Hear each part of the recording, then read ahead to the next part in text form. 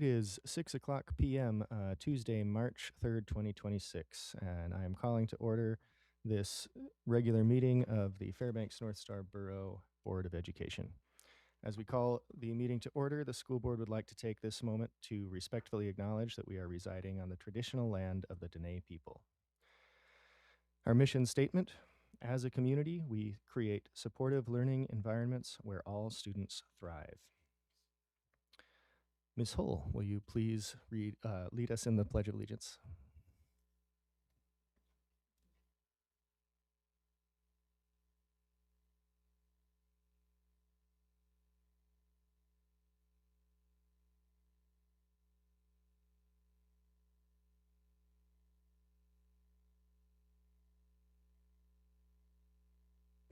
Thank you, Ms. Hull. Ms. Richardson, will you please call the roll?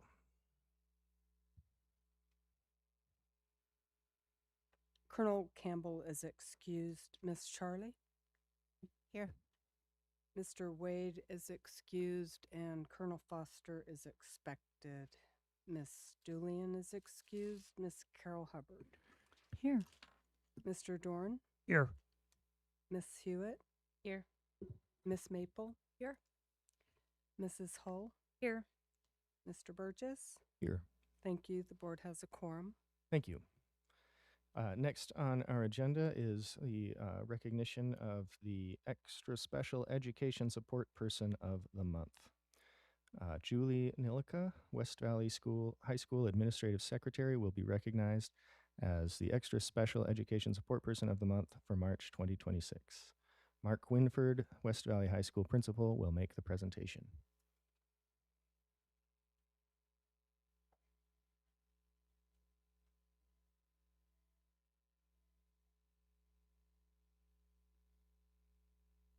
So good evening. I'm pleased to be recognizing West Valley Administrative Secretary Julie Nilica tonight at the board meeting. So Julie started working at West Valley in the year 2000, and she'll be retiring from West Valley this school year, having worked at West for 25 years. She worked as the front desk secretary before moving into the administrative secretary position, a position that she has worked in for many years, so many years that we couldn't actually figure out how many years it was. Okay. So Julie's ability to keep so many essential building systems moving efficiently and effectively at the same time is remarkable. She's incredibly industrious, but she purrs along with her work with such patience and poise that she makes the complex and demanding work of the administrative secretary look deceptively easy. As the principal of the school, I manage many things, and I've always been very thankful that one thing that I've never had to manage is Julie, although she might need to occasionally manage me. She always models serving the greater good of the school, a purpose larger than herself. She works for the organization. Thank you, Julie, for your varied and essential contributions to West Valley. Your many positive contributions. For so long, you have worked to make our school better. And here is your Extra Special Person of the Month March certificate.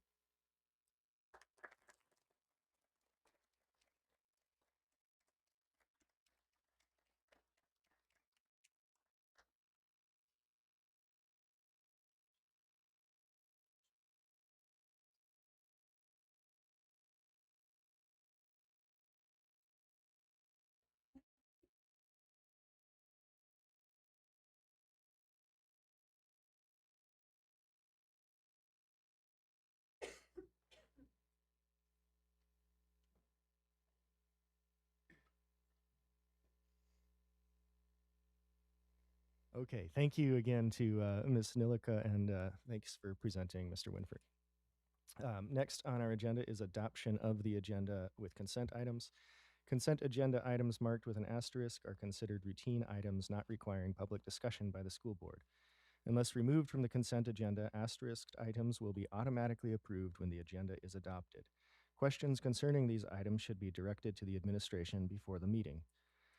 If a superintendent or a member of the public wishes to have an item removed from the consent agenda, the request must be made to a board member any time prior to the start of the meeting.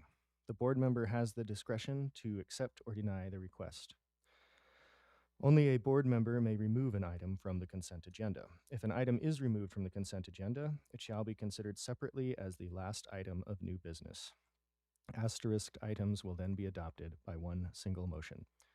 Board, could I get a motion? Move to adopt the agenda with consent items. Second.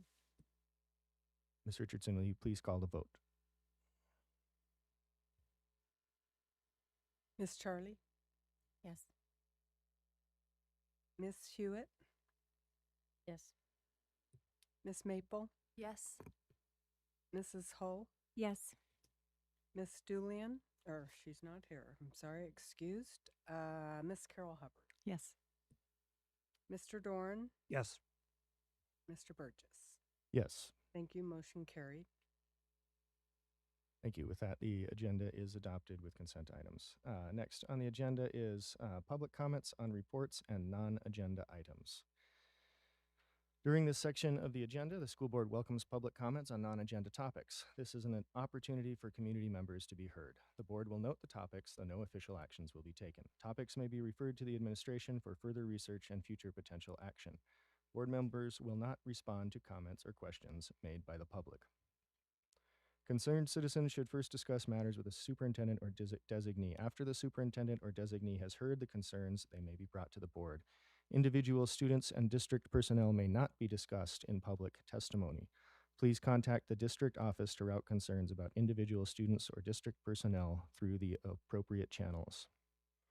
Members of the public will be given the opportunity to speak on agenda items at the time the item is introduced for action and/or discussion. Once the agenda is published, testifiers should email or call the school board office by 4 p.m. on the day of the meeting to sign up for public testimony.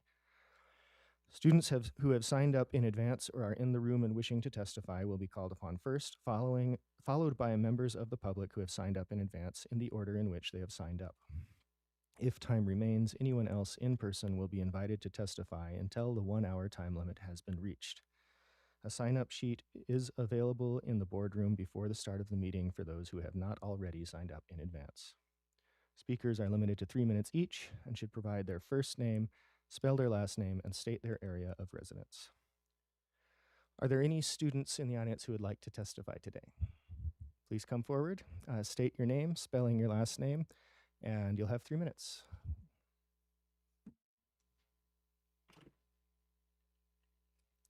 Zoe Law, L-A-W, North Pole.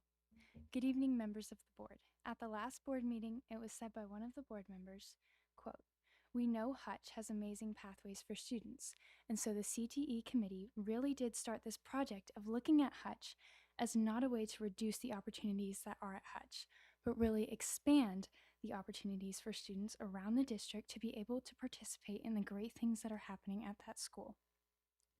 End quote. Now, the idea of this, I can get behind. Expanding the opportunities that Hutchinson has to offer is something I could see our community benefiting from. But the proposed execution, I'm not seeing how it will carry that idea out, because by changing the system, we're changing the opportunities. I've already heard so many teachers and staff members testify before you that Hutchinson works because of the way it's run. The benefit for students to have CTE classes in the same buildings they have their core classes in is undeniable. Your proposal, from my understanding, is to remove core classes to quote-unquote expand CTE opportunities. With this in mind, I also want to bring attention to something that was noted by one of Hutchinson's very own CTE teachers. Under the model, I'm going to see 20 less students than I currently see. Before this teacher talks about how hands-on learning in the shop is time-intensive. So with the condensed lesson plan that comes with the proposed model, there's lots of room for holes in a student's education to appear. Already, this is limiting a student's opportunities in CTE learning in the proposed model of Hutchinson High School. Really, with the proposed changes, there are more opportunities being eliminated rather than created.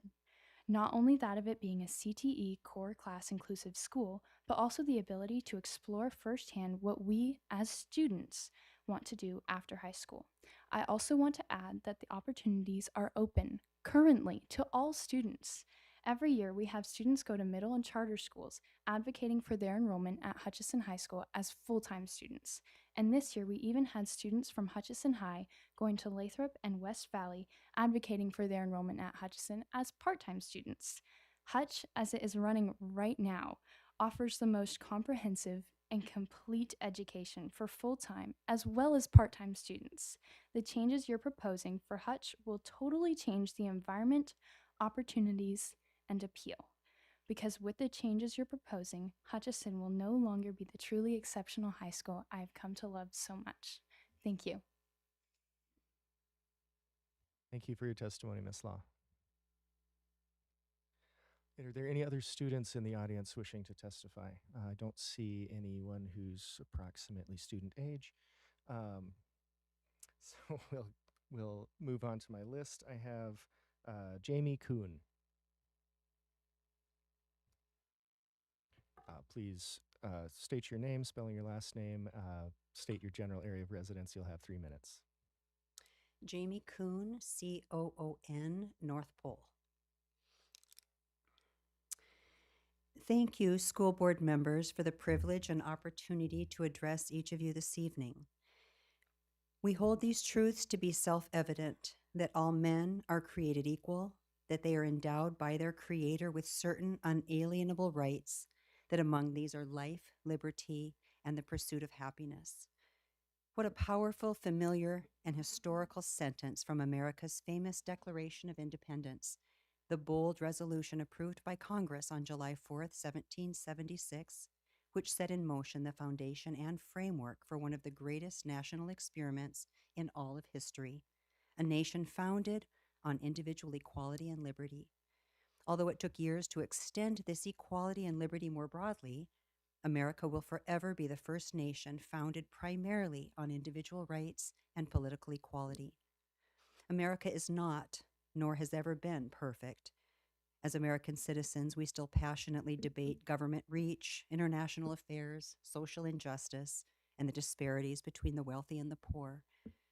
However, in spite of our imperfections and ongoing challenges, we can agree that America has always shown and continues to shine a beacon of hope, opportunity, and freedom to millions throughout history and in our modern world, suffering under rulers of tyranny, oppression, genocide, and moral anarchy.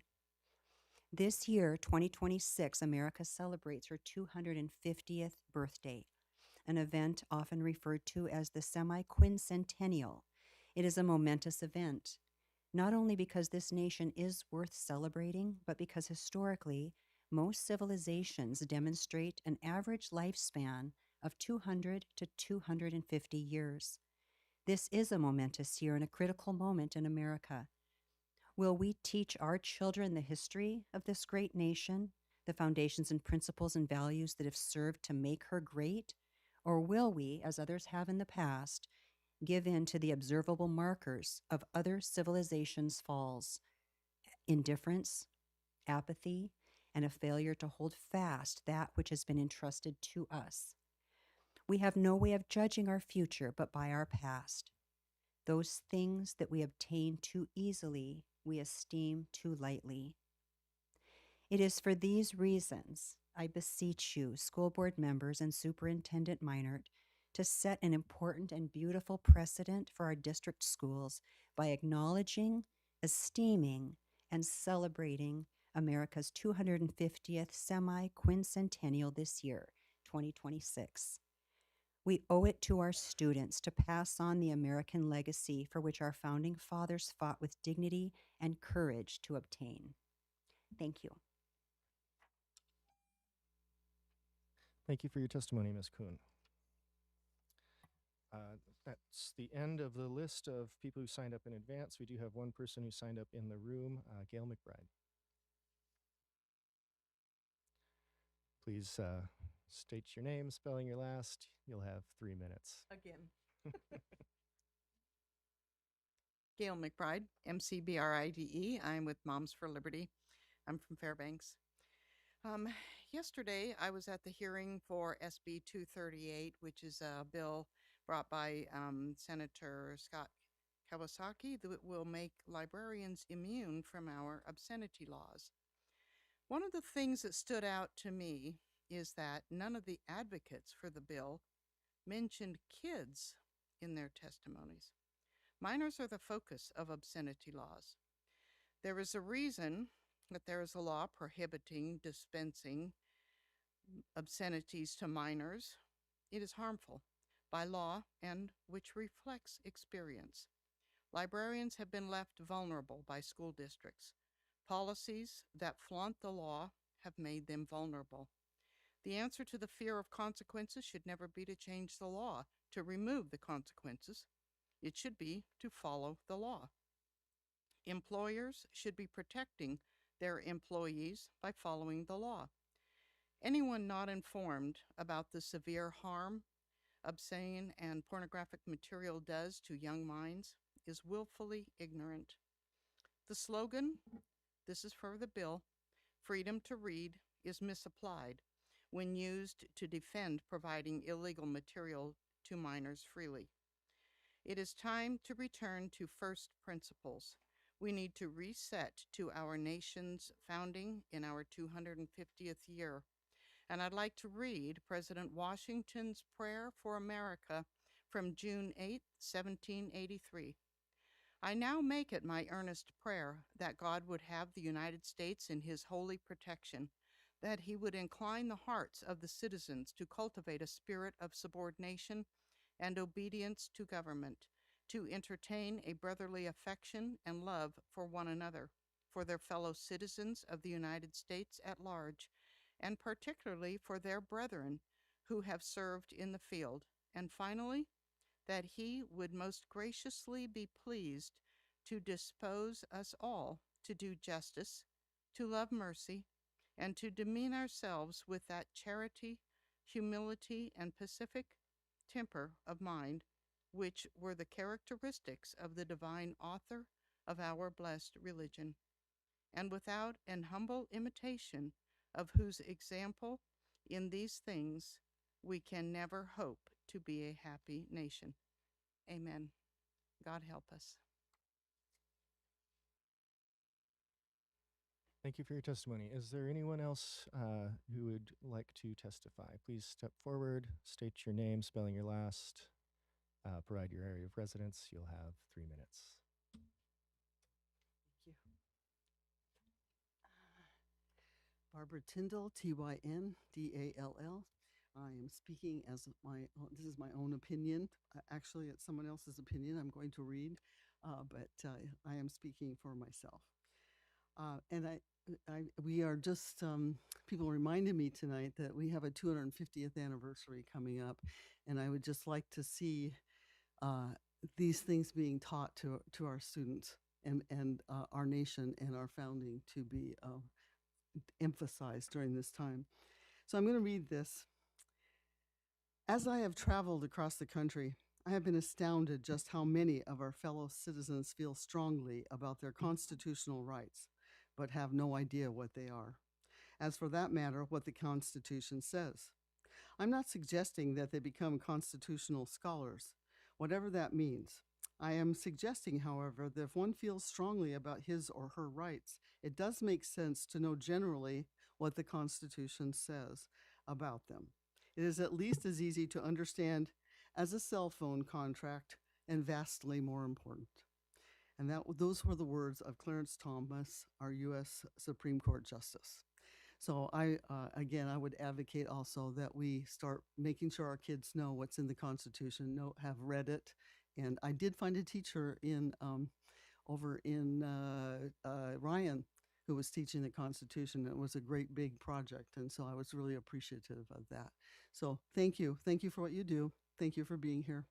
God bless. Thank you for your testimony, Ms. Tyndall. Is there anyone else in the audience who would like to testify tonight on non-agenda items? Okay, seeing none, we will close this agenda item and we will move on. So next on the agenda is the Borough Assembly Report. Garrett Armstrong, Borough Finance Vice Chair, will provide the Assembly Report.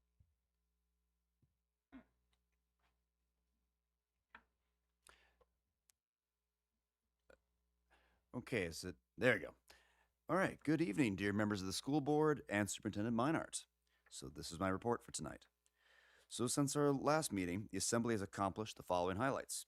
We have voted unanimously to begin construction of a new recycling facility near the current landfill site, which should be not only great for recycling and the environment, but also economically very beneficial to the borough as the years go by. We also voted 7-2 to begin construction of a new animal shelter. We also voted unanimously to pass an ordinance that exempts agricultural use buildings on farms from property taxes.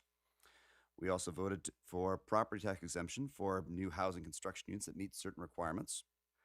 And we have voted to recodify borough ordinances. We've also started crafting the operating budget for financial year 2026-27. This process includes the capital improvement programs. Under the resolution passed at our last business meeting on February 26th, several school district facilities are included in our KIP for this next financial year, including Weller Elementary boiler replacement, Lathrop High School's track replacement, Lathrop High School's boiler and heat exchange replacement. There are also several projects included in the KIP that are coming up in upcoming years that I can describe and give more information on if requested. Our next business meeting is scheduled for Thursday, March 12th at the Juanita Helms building. So that is all. If there are any questions, I'd be happy to answer. Otherwise, thank you. Mr. Dorn? Thank you for being here tonight. Could you go ahead and give us a quick summary of some of the projects that we've approved coming forward? I think that might be of interest to the public. Yes, certainly. Let me grab it here.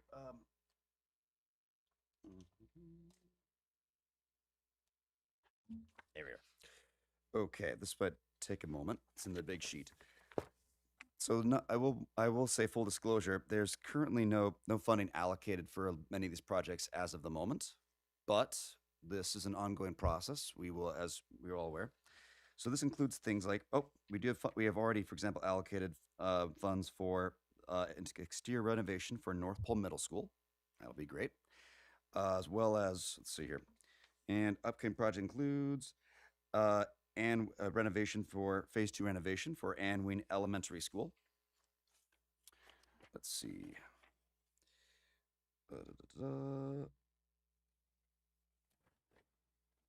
Sorry, this is over 1,000 lines long, folks. For users in Radio Land, this could take a moment. Just the short version. Yes, of course. And yeah, so we also have, another exciting one. We also have slated for financial year 2028 roof replacement for Arctic Light Elementary School. We have scope. I correct myself. There's another project that we have funding for going into financial year 2027 for rigging and safety updates for the Herring Auditorium.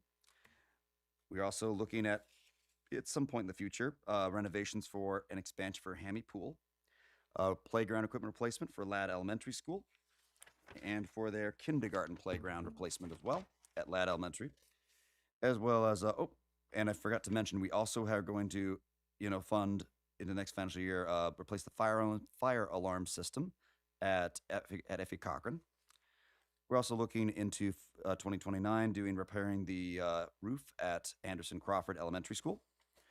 We're also looking later on at additional repairs to the Westcott Pool, attached, of course, to North Pole Middle School, and parking upgrades to Wood River Elementary, slated for 2030. So those are just a few of the highlights to look forward to in the coming years. Great, thank you. Any other questions from the board? All right, seeing none, thank you, Mr. Armstrong. Thank you.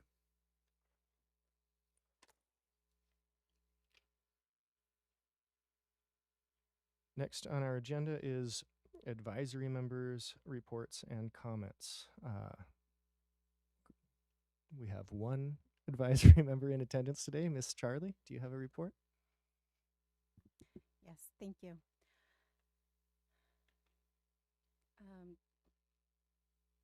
First of all, I just wanted to mention that I recently came back from Washington, D.C. and attended a tribal consultation regarding transferring of tribal programs under the Department of Ed over to the Department of Interior. And so this consultation was probably one of the largest attended consultations I've ever attended. There was 1,100 people signed up and in attendance. There was a lot of tribal leaders from across Indian country, a lot of educators, representation from tribal colleges, speaking on the impact of moving federal tribal grants over to the Department of Interior. So at JOM, we partner with the school district. We have a lot of staff in the schools.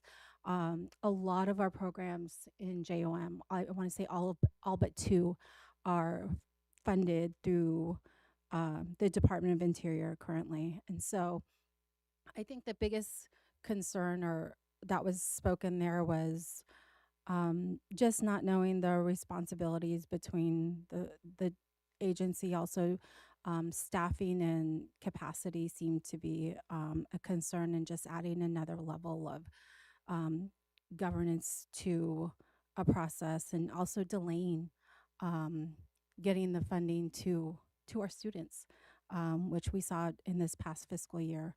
That was there was a lot more issues and concerns brought up. FNA will be submitting a written statement regarding this, which is due mid-March.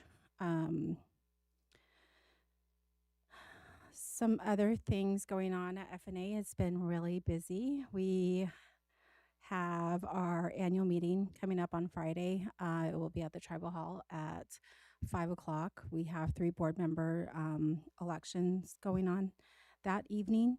We are also preparing for our annual potlatch, which is going to be Saturday, March 14th, and that's going to be at the Tribal Hall also. And I also just want to announce that Effie will be hosting the 2A regionals this basketball this Thursday, Friday, and Saturday. Just want to wish everyone safe travels and good games this week. Also, our JOM program will be hosting their annual basketball tournament at Tanana Middle School next week, March 9th, 10th, and 11th. We had a record-breaking 250 students sign up. So there will be basketball all day. It's 3rd grade through 12th grade. And I want to say we had the highest attendees we've had in the past was probably just over 200. So I want to say there was like 50 more this year. So good luck to those students. I have a 3rd grader. It will be her first year playing this year, so she's excited. Also want to acknowledge the Effie Cochrane students who had recently received their cultural education permit from the state of Alaska. They to hunt a moose, which they just got their moose recently. I want to say. Also, for our potlatch, we also apply for a educational permit, and we received ours. We got a moose. We had some elders and youth come in and process the whole moose at FNA in our garage for a couple days, and so they had a lot of fun. So thank you to those students who participated in that.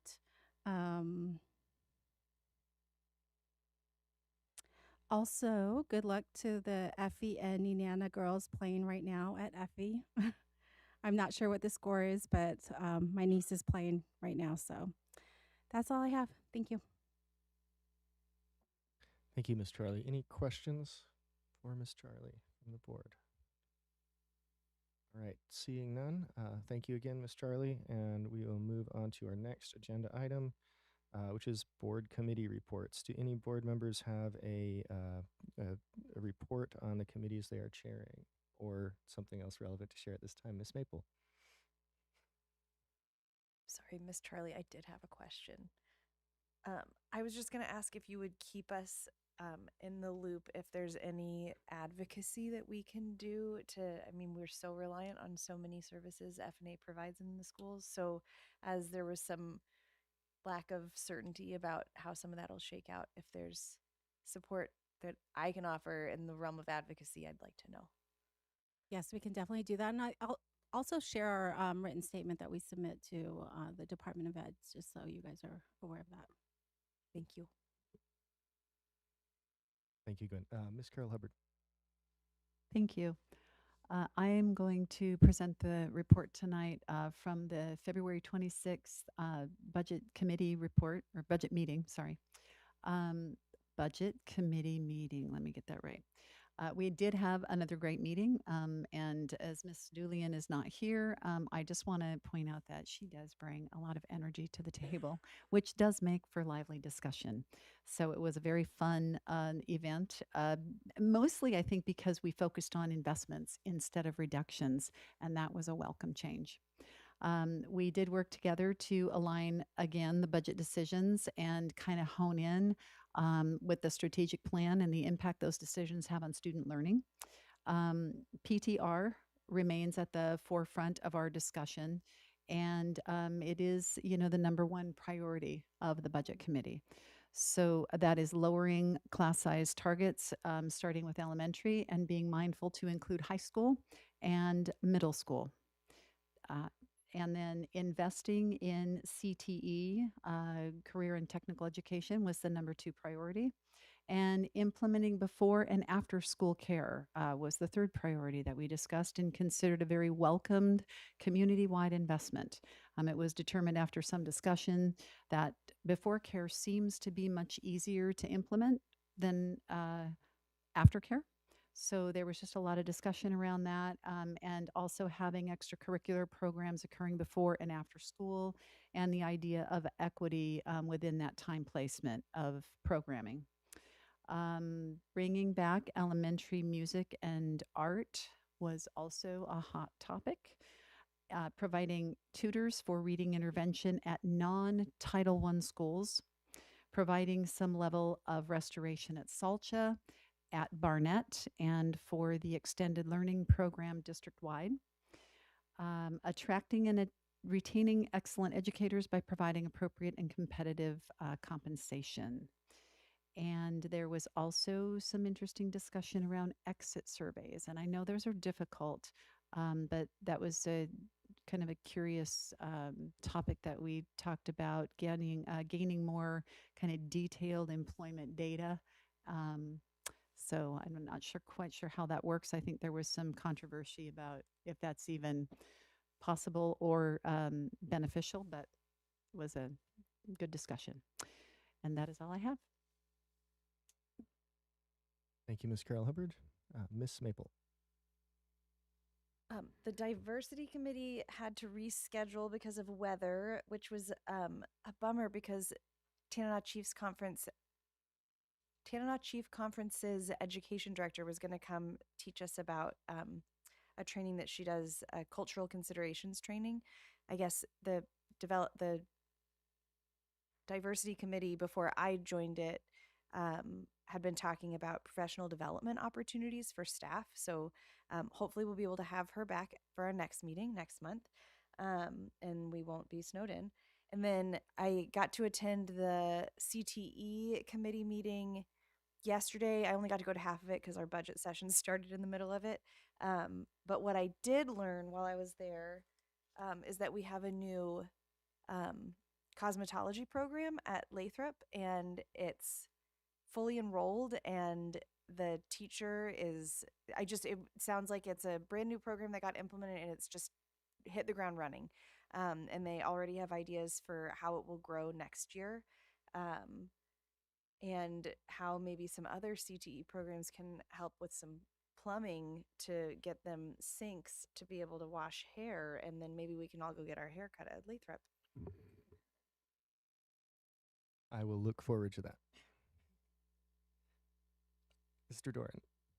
Okay, thank you for the curriculum committee, and actually was very pleased with some of the public testimony talking about the 250th anniversary of the United States and the Constitution, because social studies is our topic of main focus this year for the curriculum, looking at updates, looking at materials, and what we teach and how we teach it.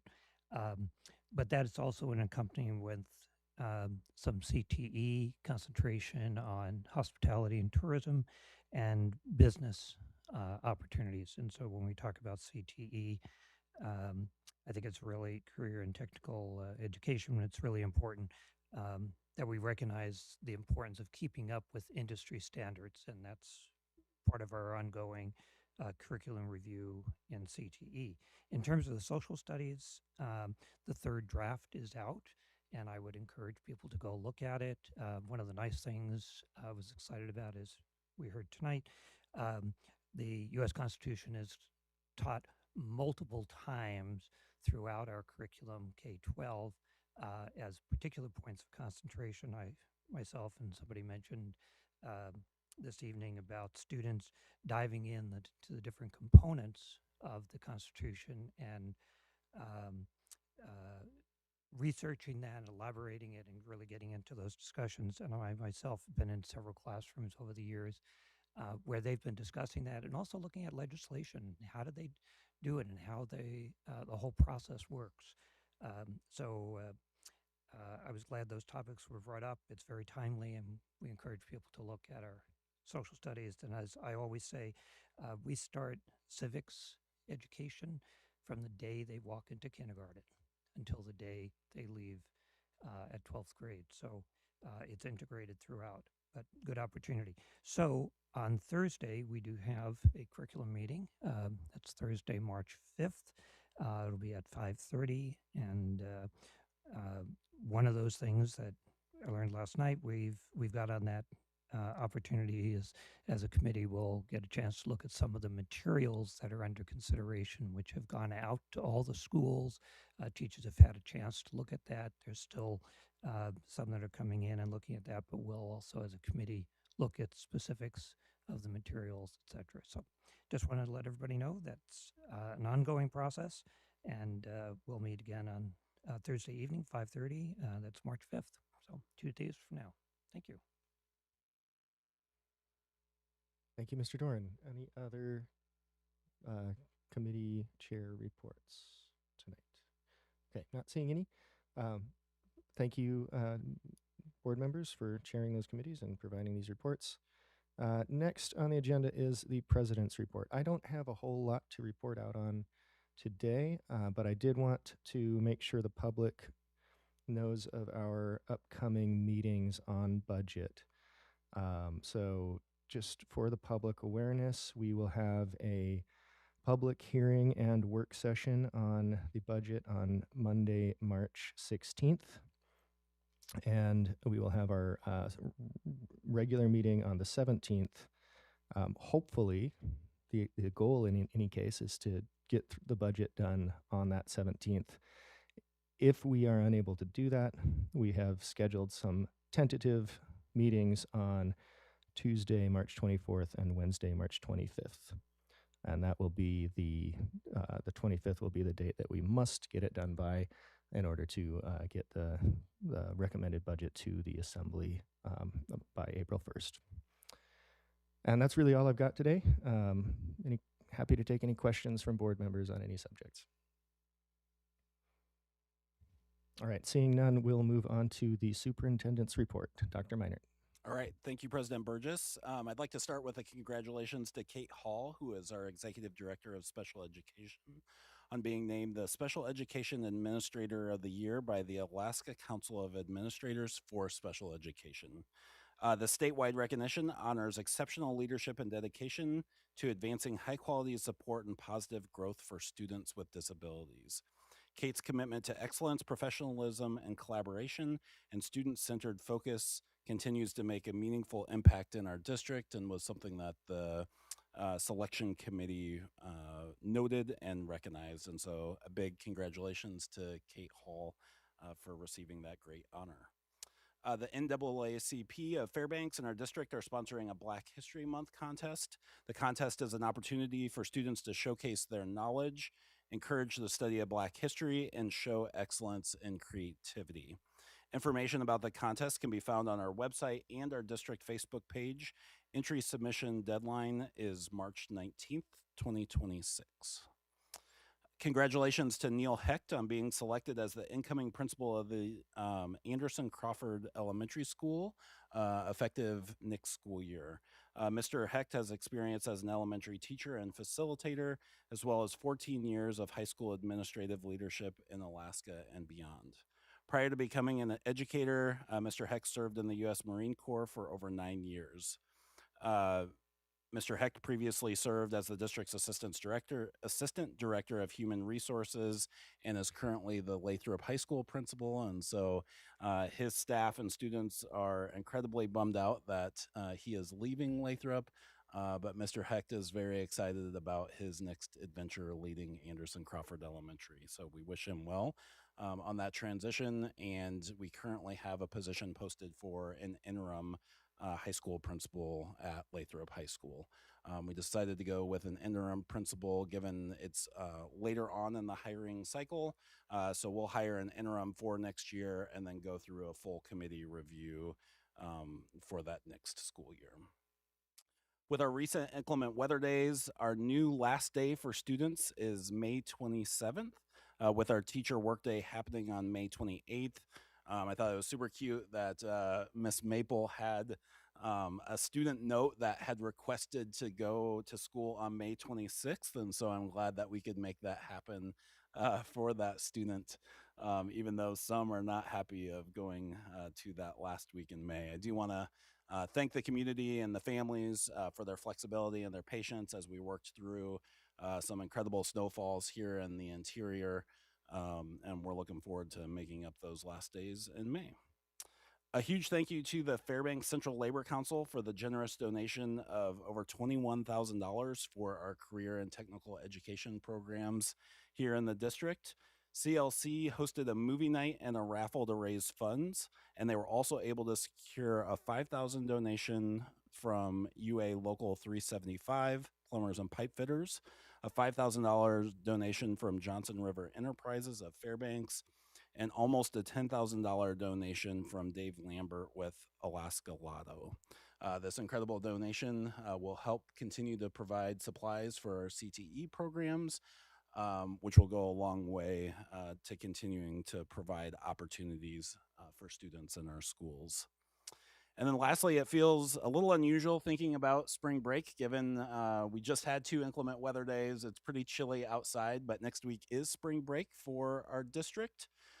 So I wish everybody well on their spring break. I hope you have great adventures and you stay safe out there. And so that concludes my report for this evening, and happy to answer any questions for the board. Okay, I'll go to the board. Any questions for Dr. Meinert? Looks like you're getting off easy today. Okay, I'll take it. Thank you. All right, so we can move on. Since it's before 7, I think let's forego taking our break and keep on trucking. The next item on our agenda is the second half of Article 5. Article 5 is a section of policy involving students. It is proposed to be revised and is before the board for second reading by administration.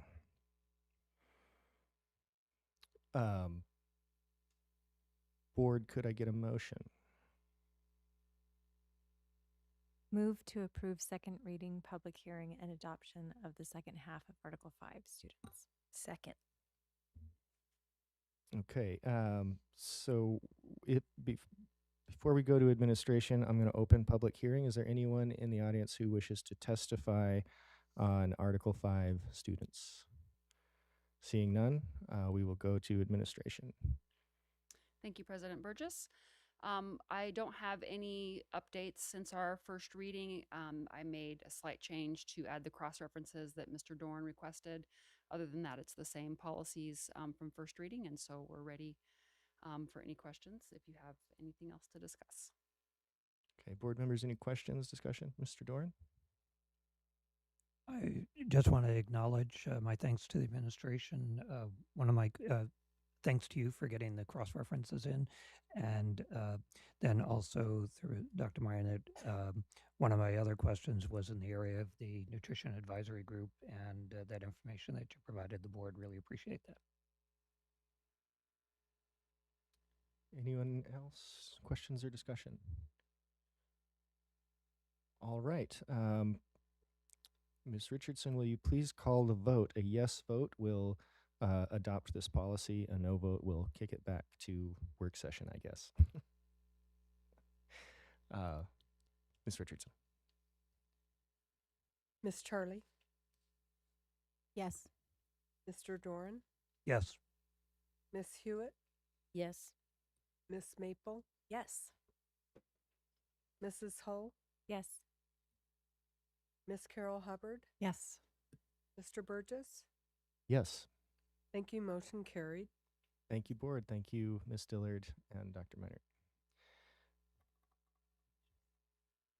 So the next item on our agenda, it was the Wayfinder report, but unfortunately, our executive director of student support services is out sick, so we will not be hearing that tonight. We'll try do our best to get that on an upcoming agenda.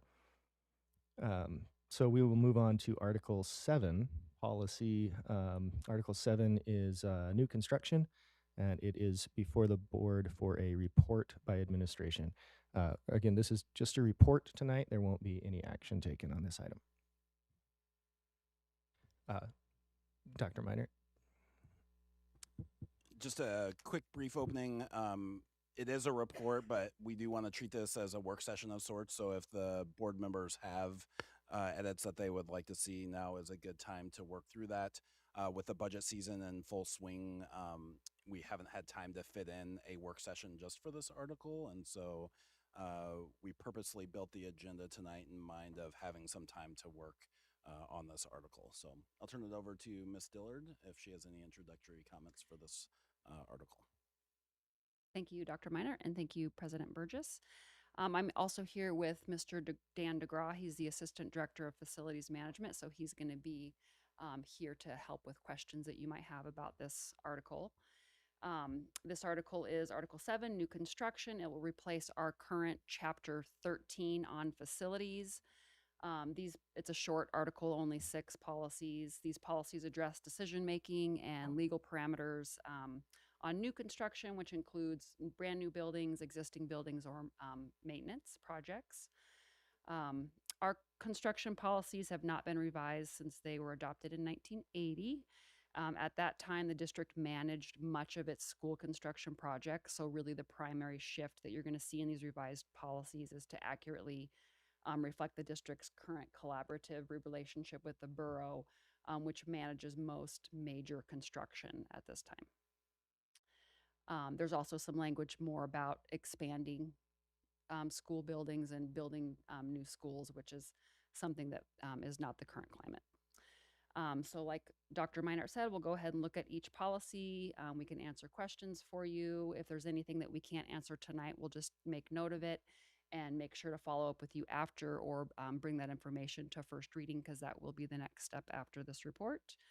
And so with that, I will show you this first policy, which is Board Policy 7000, Concepts and Roles. As far as what it cross-references with in our policies, they're not an exact one-to-one match, but there are elements of our 1340, oh, sorry, I'm on the wrong one, this page. 1310 facilities development goals, 1311 objectives, 1340 facilities construction.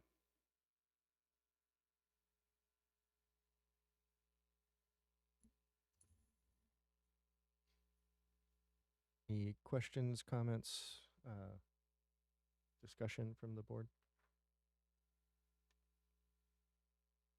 Okay, I'm not seeing any, so I think we're safe to move on. Okay, the next one is 7100, planning. This policy captures our a handful of board policies in the 1300s, about 6 different policies.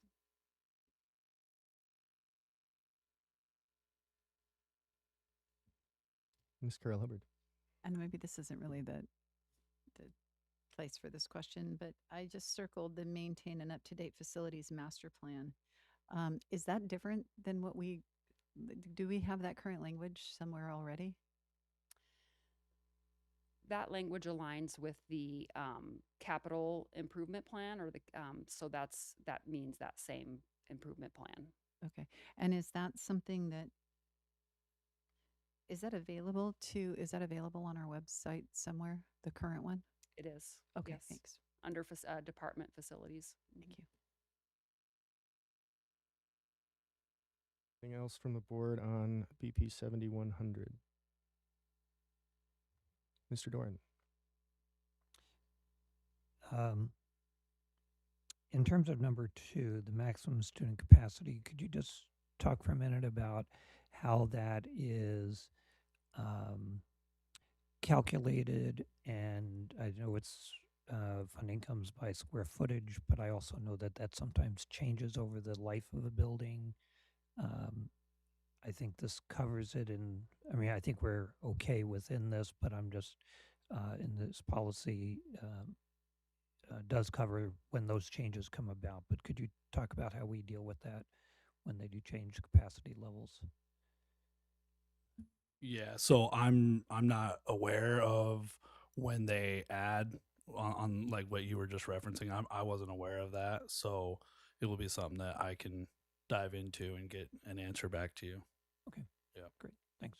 Yep. no Don't spend a lot of. I wouldn't spend a lot of time on it, but I just know that over when we build a building, it's usually 50 years. We get funding based on a student per student number, square footage, but then sometimes that shifts because we change the standards, usually to the better. So. Right.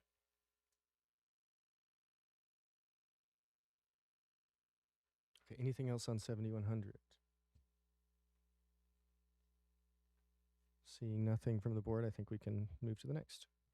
All right, the next one is 7150, relations with other governmental units.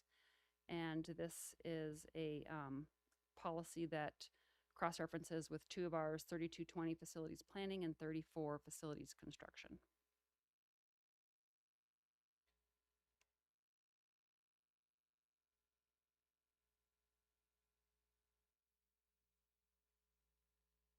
Right. Not seeing any hands from the board. This is a nice short one. Keep on pressing forward. Okay, the next one is 7210, professional services. This is also policy language that we do have in our policies through 1341 plans and specifications and 1342 supervision of construction. Ms. Hewitt. Could you talk about how contracting services is different than bidding projects and what that means? Like explain a little bit more on what do you mean contracting services? Just Like in in the previous couple articles, it talked about the school board's role in I'll just read it. It's easier.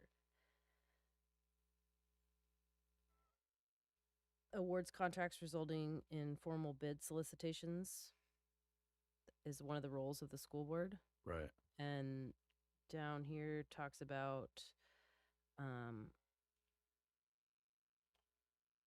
in 7200 talks about oops, I skipped too far.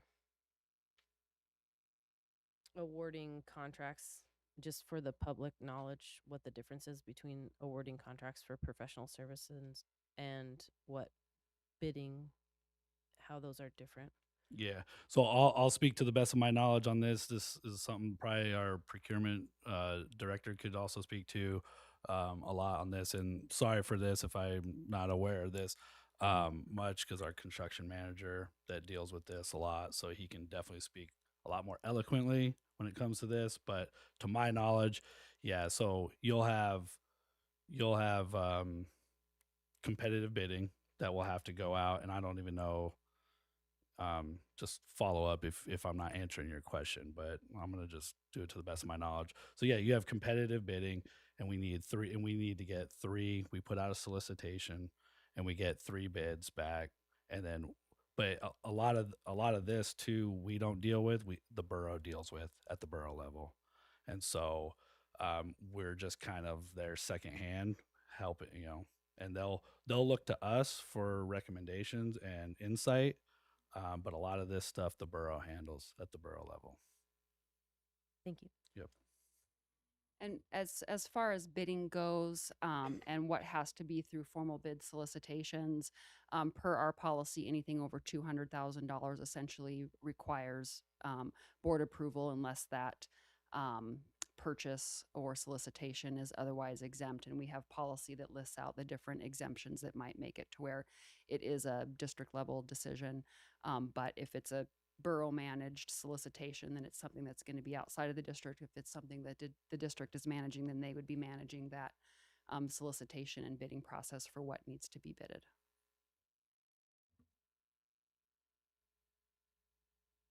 Mr. Dorn.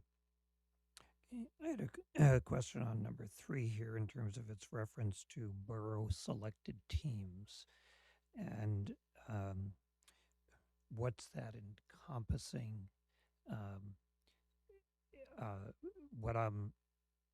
Where I'm coming from is that I believe the district primarily has contracted in terms of the architectural or design consultant working with school staffs when it's come down to major renovations of a building, or when we've been able to build new buildings, so that you have those who are on the front lines of education are there, but we have the professional input and facilitation.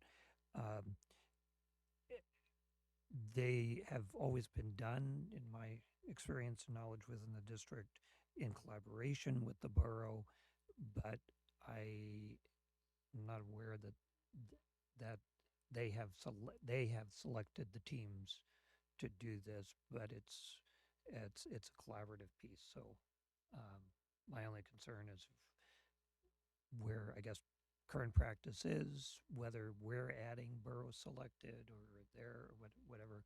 But I think it is important in here that the superintendent is definitely, participating in that whole process when it comes to the board for approval at the different stages. But I'm concerned about the specificity of it being a borough and giving the borough the full power to select the team. I can definitely get more feedback on what exactly was the intent with saying it as borough selected teams. But again, I think it speaks to the fact that there's going to be professional services that are contracted through a district solicitation versus what is being managed by the borough. So it's going to be a more intensive process when the district is involved with bringing it to the board for approval under a solicitation with the district. But if it's borough led, then our role is going to be to collaborate with the teams that they're choosing for their work. Yeah, and if you're responding more to like the mechanical side of the decision making that goes on, is that kind of what of like say a master project? Is that Well, kind of it would be a major project, either a major renovation, change of the building, bringing it up to educational standards and things, or a new building. But I think in terms of your question, yeah, there are lots of different components, since the borough actually owns the facility. They're at the forefront of responsibility for the financing, whether it's paying off bonds or whatever. But my concern is here the lack of clarity. I don't want to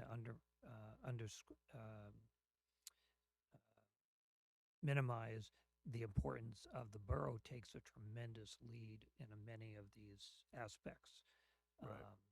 But the facilities has to be involved with the mechanicals, right? Because you're going to maintain them. All of those things. Yep.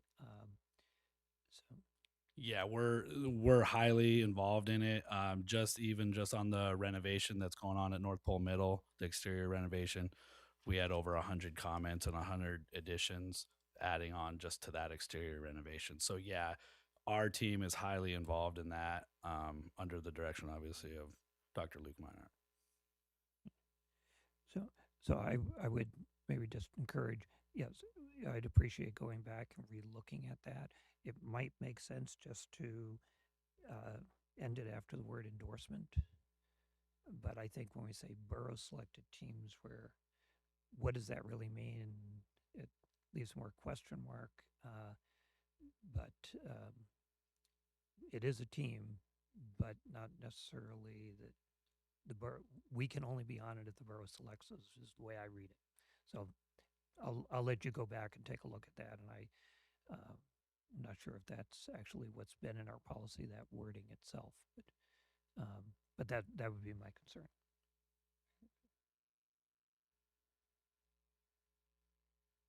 I guess this discussion has kind of brought up a thought for me, and that is that we might want to like this whole article, probably it would be worth looking at borough policies and maybe adding some cross references to those as applicable, because I believe that there's a lot of clearly there's a lot of cooperation and collaboration with the borough. So I think we would do well to make sure that we're aligning our policies with their practices.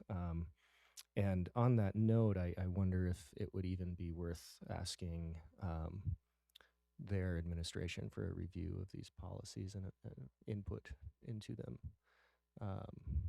Just on a very superficial level, just comparing how well they align to theirs. I wouldn't ask them to be suggesting changes, just providing input on alignment.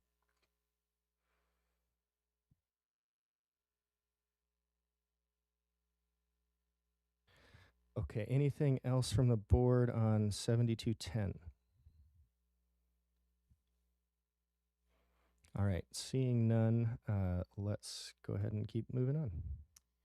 All right, our next one is 7310, methods of financing. And we have some small or some short financial language in 1340, facilities construction. However, this is largely language from ASB's model policy.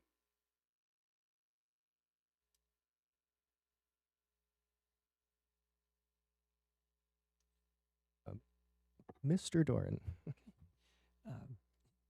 Thank you. My question was in the second paragraph, fourth line, where it references making the local contribution required by law.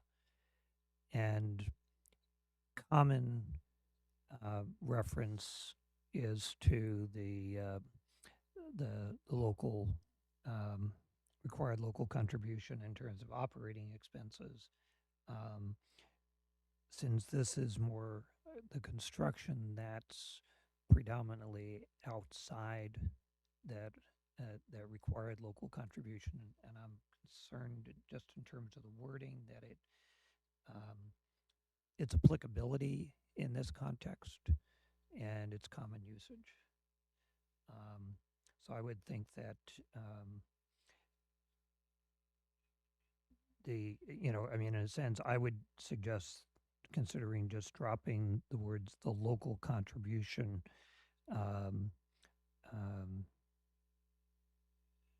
piece.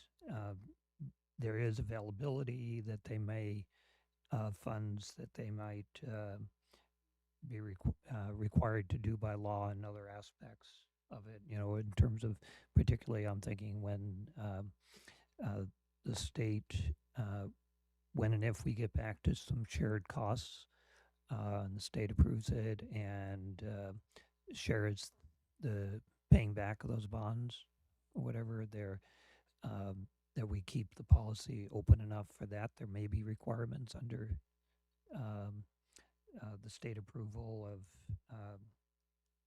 for construction monies, but it's separate from the local contribution.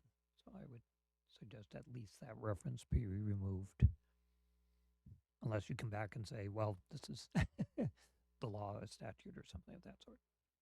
Thank you for that, Mr. Dorn. I'll definitely bring back more information on that. In looking at the statute cross-references in this policy, it's referencing specific construction grants. But I don't know much about it in order to really speak to it right now. So since you're asking about it, I'll get more information and make sure that we're ready to present that at first reading. Thank you.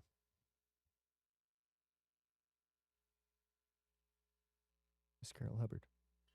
Thank you. I have a couple questions. I'm just questioning in the first paragraph on the second to the last line, I guess. The last line is one word. So it says that the purchase of school sites and the construction of buildings may be financed by any legally provided means which the district or the borough is qualified to employ, including state financed assistance. I just question, is that accurate? Could the district finance a structure? It's my understanding that they could, in conjunction with the borough. Of course, the borough would kind of dictate those processes, but it's allowing kind of the flexibility, if there's funding sources that the district can pursue, to be open to pursuing those options. Hence the grant thing. Correct. Yeah. I see. Yep. Okay. Because there's oftentimes grants that we qualify for as a school district that the borough might not. And so if we receive that funding, obviously we'd have to work in conjunction with the borough because they're the owners of the building. But we wouldn't want to prevent kind of the receiving of those funds because of policy preventing that. Follow-up question or next question? Okay. I just have one more. I just circled the words "the anticipated share" on the next line. The superintendent or designee shall determine the anticipated share of the district's participation in the cost of the project or proposed construction. So again, that would be the grant money that we might secure, not out of our own funds, but out of separately either state or federal revenue that comes our way. Okay. Yep. Okay. And so is it clear enough in this? Does everybody else understand that except me? Which is fine. Mr. Dorn? Thank you. Well, Ms. Carol Hubbard, I agree that the questions you raised were good. So, so on that sentence about the term "determine the anticipated share," I'm reading that as not deciding it, but figuring out how much, what impact it would have on the district, so that when the board is making their decisions. That's how I'm reading that word "determine" in that context. Am I correct? It's not a decision factor. That's it's correct. just- right. Mhm. This is how much it would impact us. And I, as Ms. Carol Hubbard, through the chair, was mentioning and raising the earlier point, I was thinking, is that a good example of that is like with Ann Ween, we got a federal grant we were heavily involved in, but the borough is also, I think Tanana is also, Tanana Middle is also in a cycle. Okay, so Tanana Middle is also in a cycle on that, where we might wear the bigger factor perhaps because it's federal monies to an educational piece, but it's in conjunction in collaboration with the borough. Exactly. Yep. Great.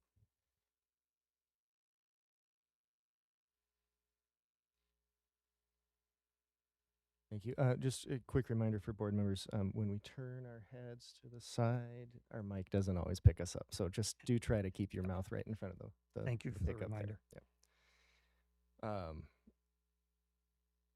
Okay. Anything else from the board on 7310 at this time? All right. Seeing none, we can move on. Okay, our next and last policy is the naming of facilities. So this aligns with our current 1344, 1350, and 1360. The first paragraph with the two bullets is language that would be new to our district because we pulled it in from Alaska Association of School Boards Model Policy. The rest is in our current policy. And just to note that there are procedures with the creation of a school board committee or other advisory committee to pick a name to suggest for a school. There are a lot of procedures that go into that to bring it to the board for board action, and we did choose to move that into an administrative regulation. Other than that, we didn't change any of the content.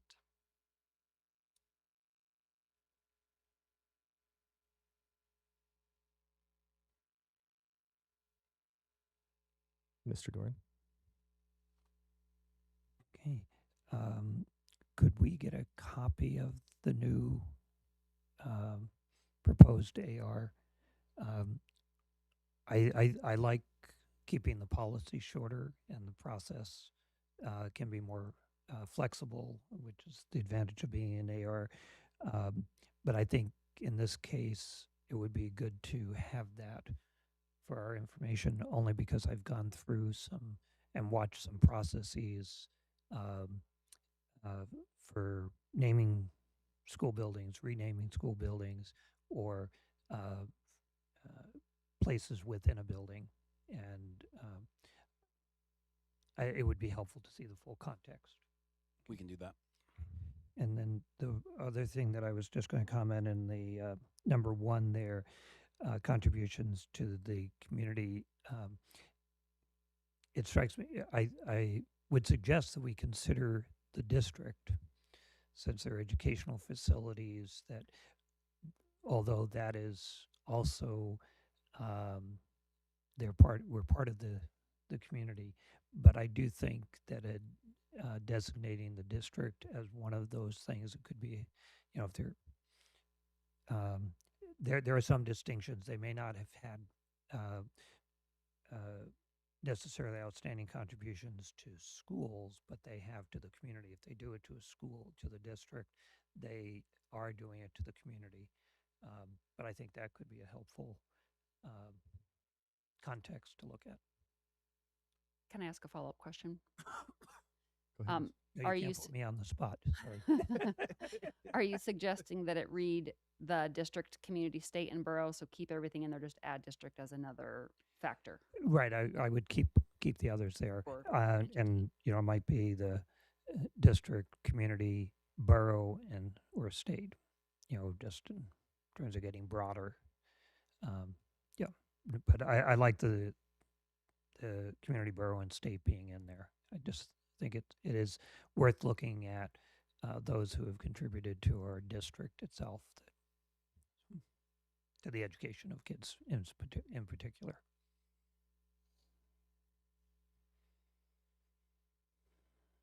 Okay, anything else from the board on 7511? Mr. Doran? I'm just going to say that I'm really glad that you kept the wording in there that the no school facility should be named for a living person. I think that has served our district well over the years, and our community well over the years. So. Okay, I'm not seeing anything else from the board, so I think we can wrap this one up. And as is common practice for us, I think next step will be bringing this to probably a first reading. Doesn't seem like we need another work session for it. So thank you, Ms. Dillard and Mr. DeGraw.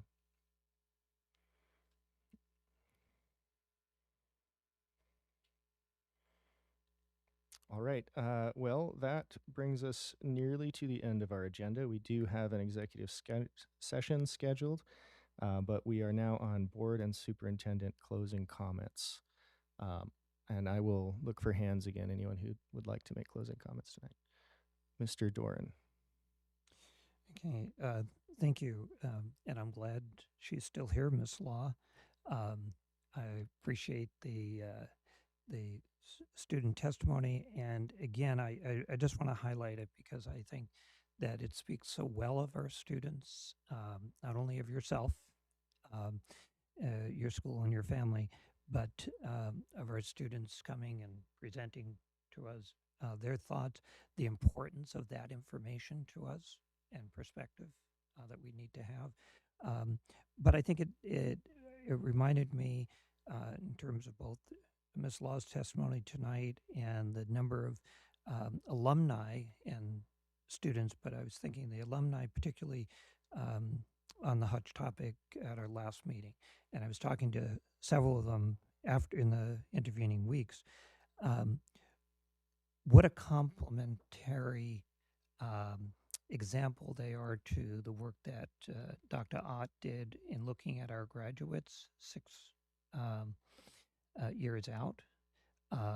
That he really looked at it and was able to focus in on those who went on to post-secondary institutions because that data was more easily found. But as he said in his presentation several months ago, and it was just very encouraging to see what our graduates do.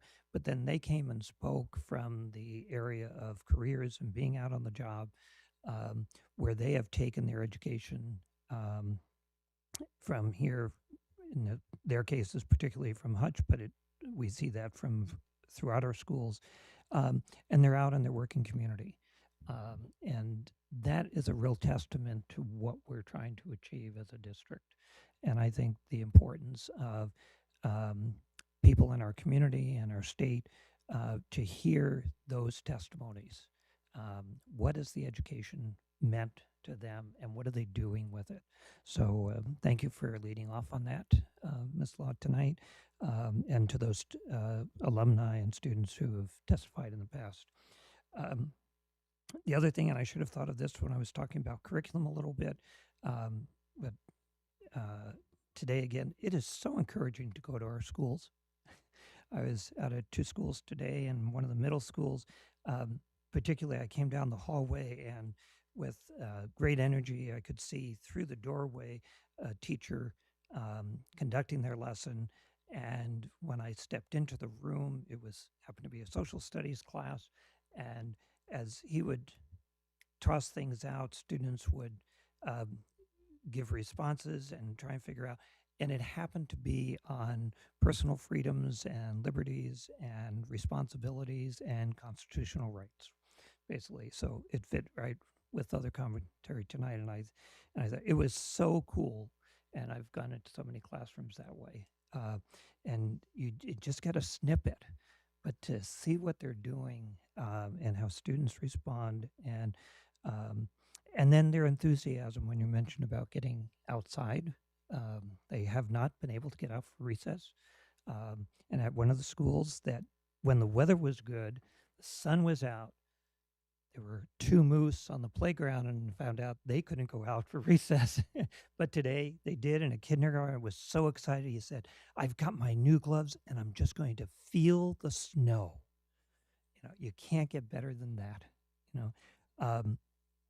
and the other part of it is the opportunity. We have really good principals, and again, it's constantly reinforced. I appreciate that they are thinking out of the box. We had several principals last night at our budget session and when we go to our schools and ask them, so what's next for your school?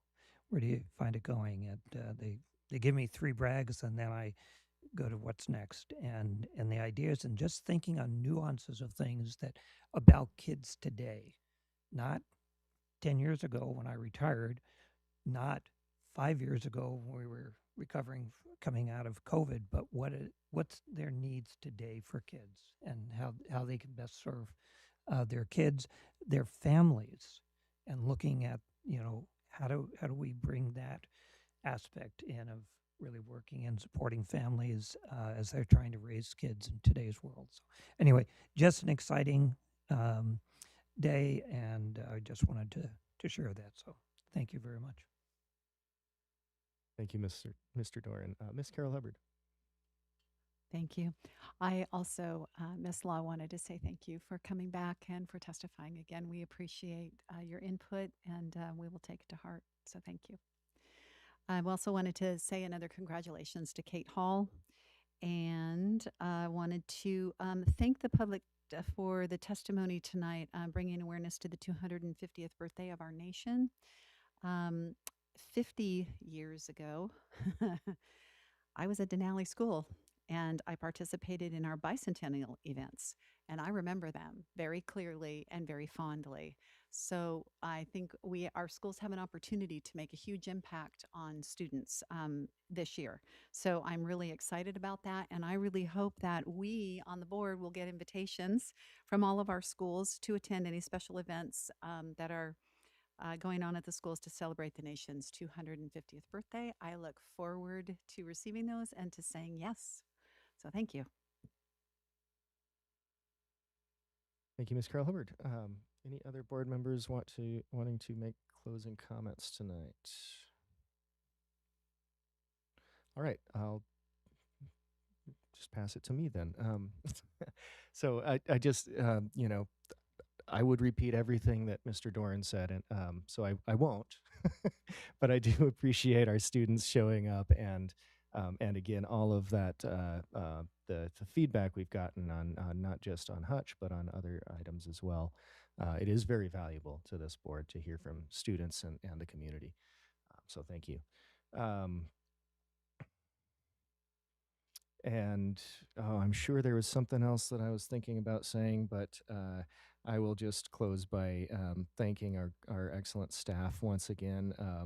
Appreciate the recognition of Kate Hall, and it is it's always fun to hear the bittersweet transfers of staff, right? The one school losing a great principal, another one gaining one. It's good to hear about that feedback about Mr. Hecht, that he's been so well loved at Lathrop. So again, thank you to our excellent staff across the district for what you do. And with that, we will move on to our next agenda item. But before I ask for a motion, we're going to take a 10-minute break. We'll be back here. Actually, let's make it an 8-minute break so we can get back here right at 7:30.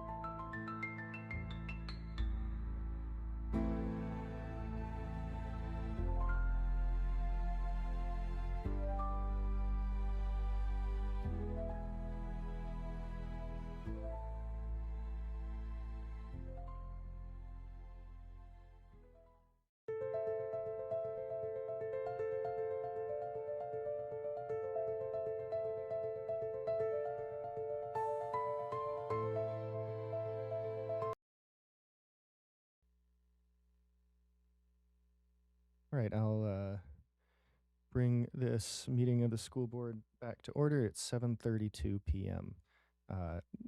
Next item on our agenda is an executive session for negotiations. Board, could I get a motion, please? Move to convene into executive session with legal and the negotiating team for an update. Matters the immediate knowledge of could have an adverse effect on the finances of the district. Second. Right, without objection, we are in executive session.